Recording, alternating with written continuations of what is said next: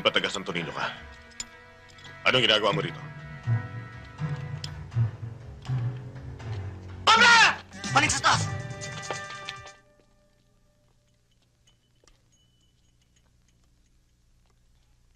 Mama, ako ayos buko ha.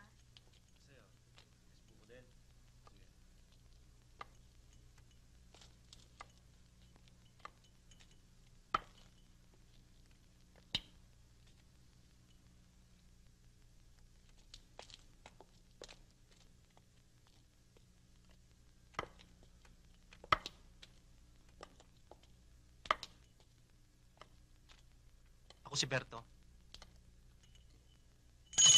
Kayo ba? Naroon sila sa kumpor. Kanina pa nga ako kayo nihintay. Ando na. Salamat ha.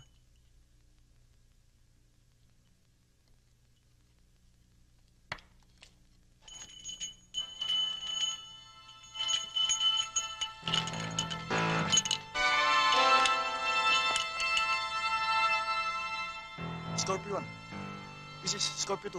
Come in. Scorpio 2, go ahead. Sir. Nandito ako sa harap ng Rainbow Hotel. At may isang lalaking pilay na nag-check-in. Kayo na lang kilos. Padala agad kayo ng follow-up, sir.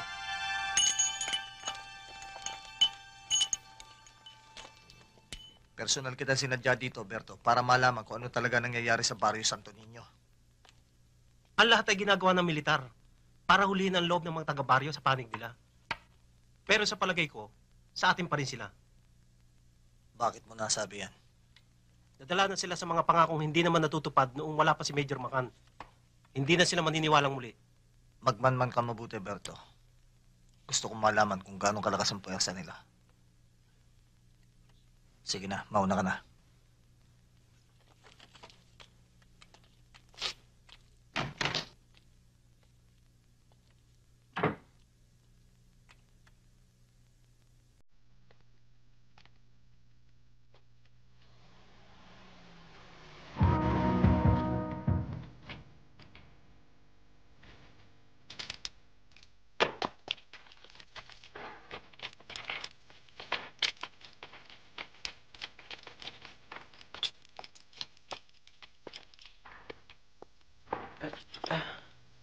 Di pa taga Santo Niño ka.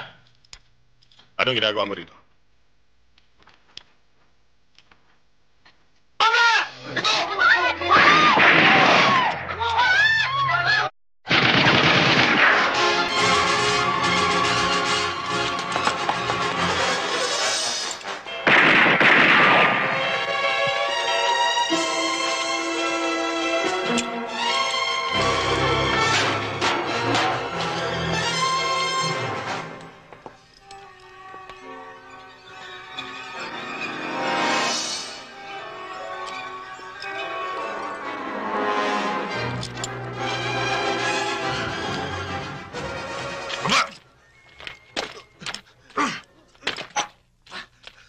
Pilay, ha?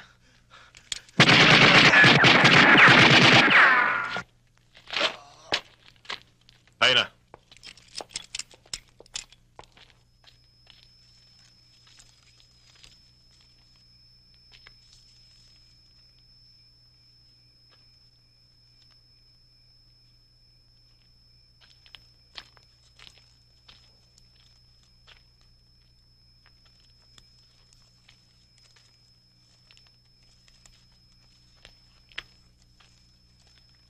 Tatay Byong. Tatay Byong. Tatay Byong. Oh, Commander. May tama ako. Ano nangyari? Halika.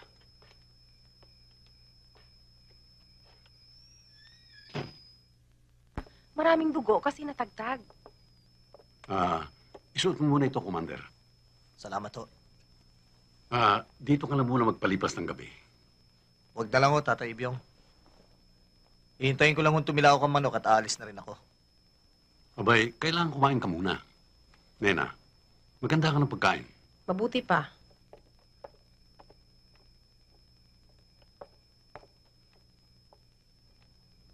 Masakit ba? Salamat.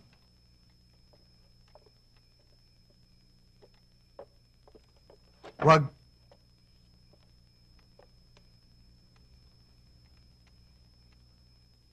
Hindi ba mapanganib ang ginagawa ninyo? Takbo ka ng takbo. Tago ka ng tago.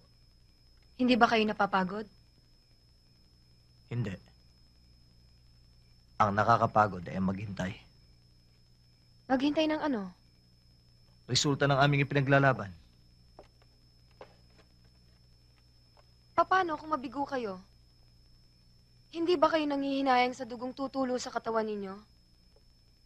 At ilan pang buhay ang kailangang ibuwis para matigil ang laban?